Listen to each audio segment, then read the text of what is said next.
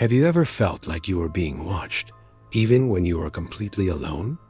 That prickling sensation on the back of your neck? The sudden chill that makes your hair stand on end? Most of us dismiss it. We tell ourselves it's just our imagination, a draft, the house settling.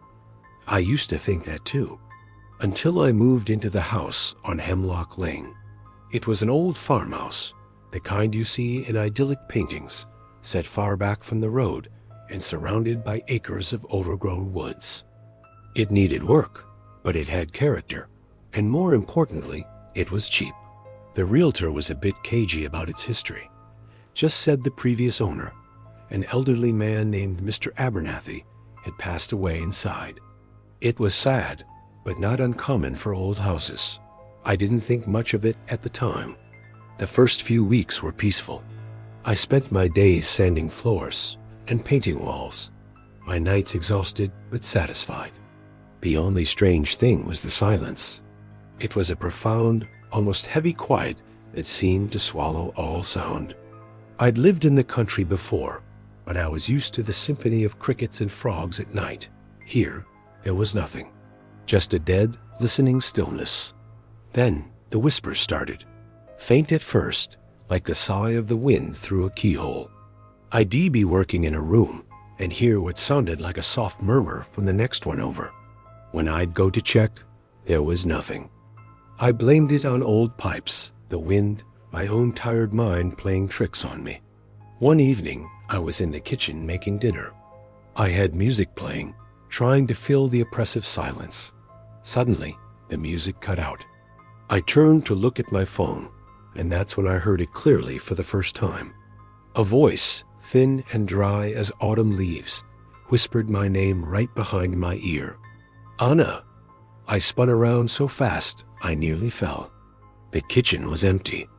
My heart was hammering against my ribs. I grabbed my phone, turned the music back on full blast, and didn't turn it off again until I went to bed. Things escalated from there. I started finding things moved. A book I'd left on the coffee table would be back on the shelf. The remote control would vanish, only to reappear in the refrigerator. Small things easily explained away as forgetfulness. But I knew I wasn't the one moving them. The most disturbing discovery was in the attic. I was looking for the source of the draft and found a small, dusty wooden box tucked away in a corner. Inside, nestled on a bed of faded velvet, was a collection of old daguerreotypes, those early photographs on silver-plated copper. They were all portraits of the same family. A stern-looking man, a woman with a haunted expression, and a little girl who couldn't have been more than 7. In every single photo, the little girl was staring directly at the camera with an unnervingly blank expression, while her parents seemed to be looking just past her, their faces tight with a kind of hidden terror. On the back of one photo of the little girl alone, a name was scrawled in faint pencil, Lillian. That night, the activity in the house intensified. I was woken by the sound of scratching. Not from mice in the walls, but a deliberate, rhythmic scratching coming from inside my bedroom closet. Scrape, scrape, scrape. It sounded like fingernails dragging down wood. I lay frozen in bed, paralyzed with fear, listening to it for what felt like an eternity. I squeezed my eyes shut, praying for it to stop. And eventually, it did, replaced by a faint, childish giggle that seemed to come from the foot of my bed. I didn't sleep for the rest of the night. As soon as the sun rose, I threw open the closet door. The inside was covered in long, deep scratches, and on the floor, where I kept a spare pair of shoes, was a single old-fashioned porcelain doll. Its painted face was cracked, and one of its glass eyes was missing, leaving a dark, empty socket. I had never seen it before in my life. I started doing some research online, digging into the history of the property. I searched for old census records, newspaper archives, anything I could find. It took hours, but I finally found it. A small article from a local paper dated 1888, Tragedy on Hemlock Farm. It described a fire that had claimed the lives of the Abernathy family. The parents had perished, but their 7-year-old daughter Lillian had been found in her room, untouched by the flames. The article was vague, but it hinted at something strange.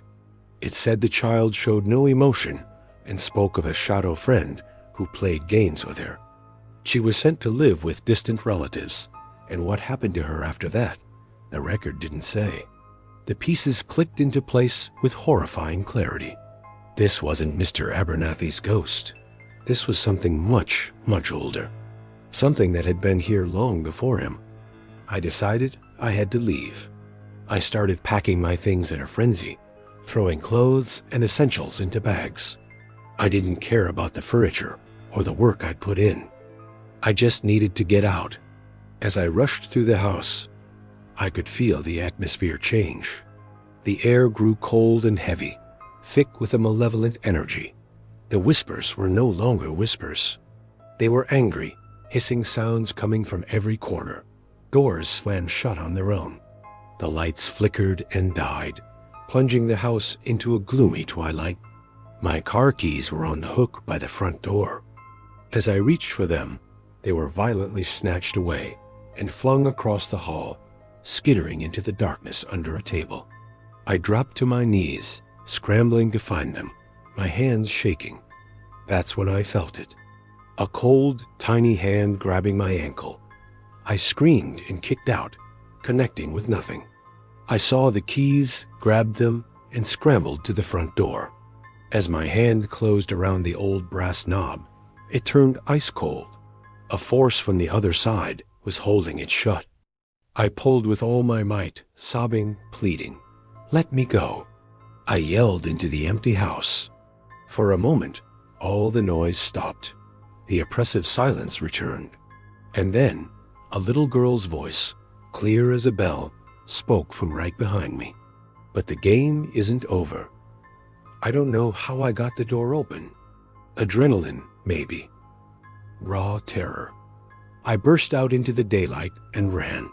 I didn't look back. I just ran down the long driveway, my lungs burning, not stopping until I hit the main road and flagged down a passing car. I never went back. I left everything behind.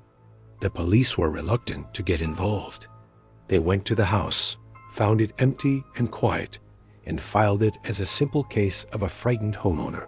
They even retrieved some of my belongings for me. They said they didn't find any doll or any scratches in the closet. They said it was just an old house making old house noises. But I know what I saw. I know what I heard and what I felt. Sometimes, late at night, when the house is quiet, I can still hear it. A faint scratching sound and a little girl's whisper carried on the wind, asking if I want to play a game. So I ask you again, have you ever felt like you're being watched? Because maybe you are. Maybe there are doors that should never be opened, and maybe some old houses aren't empty after all. Maybe they're just waiting for someone new to play with. Thank you for watching. If you've ever had a similar experience, share it in the comments below. I'd be interested to know I'm not alone. Don't forget to like and subscribe for more stories from the dark. Stay safe out there,